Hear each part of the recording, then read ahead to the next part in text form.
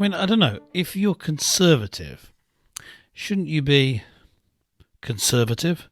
I mean, the current Conservative government in the UK, its policies, what it's actually putting into place, not really what are usually thought of as being conservative or right wing. You know, if the right wing, left wing thing has any meaning at all, surely, right wing, they're into upholding the traditions of the country. There's a bit of nationalism in there, but there's usually a commitment to having smaller government, or at least lower taxes, less interference from government in your everyday life, let's put it like that.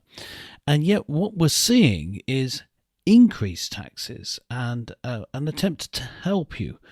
There's that famous saying from Ronald Reagan. 9 most terrifying words in the English language are, "I'm from the government and I'm here to help." That's sort of a conservative way of thinking, and that's not what we're getting here. I mean, maybe it was the response to the supposed pandemic with COVID-19 and then the lockdowns and all that followed on from that, mask wearing, genetic-based vaccines and all that sort of thing, that were brought out in response to it. It was people interfering, the vaccines, they almost had a blanket mandate. It looked like it was going that direction to force you to have it. And whether or not you did, I would argue, should be your choice. And I would have thought that could be, or what should be rather, the conservative point of view.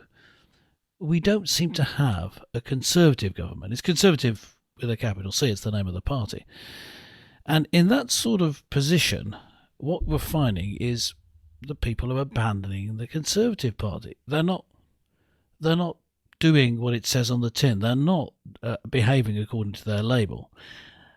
And that means they're being irresponsible financially, or part of that rather is that they're being irresponsible financially. And that was the main thing, that was their main thing in their favour, that people thought, well, at least they're going to look after the economy, they're going to be responsible.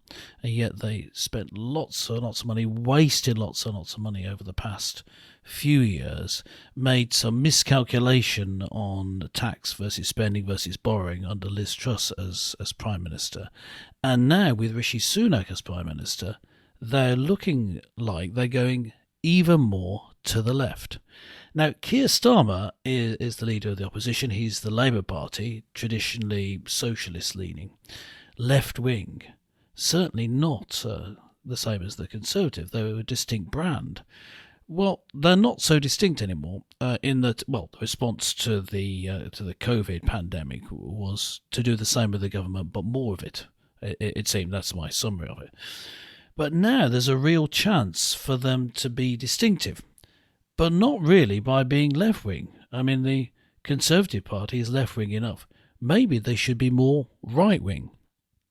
Now, some time ago, in 1997, when Tony Blair became Prime Minister, he took the Labour Party to the right and brought in more of a conservative approach, traditionally thought of.